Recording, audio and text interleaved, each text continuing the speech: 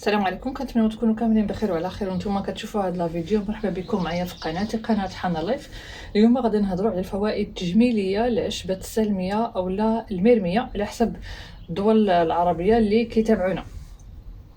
فبالنسبه المرميه او السلميه هي عندها خصائص مضاده للشيخوخه، فكتحافظ بدرجه كبيره على نضاره البشره لانه فيها الفيتامين او، وكذلك كتعزز حتى الدوره الدمويه، فهذا كيعاون على التجديد ديال الخلايا.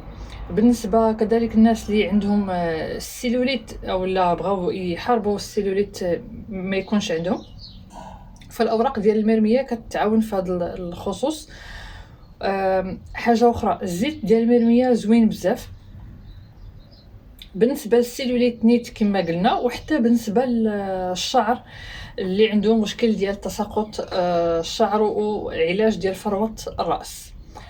دونك هادو هما الفوائد اللي كاينين تجميليه كما قلنا، لا بالنسبه للشعر ولا بالنسبه للبشره.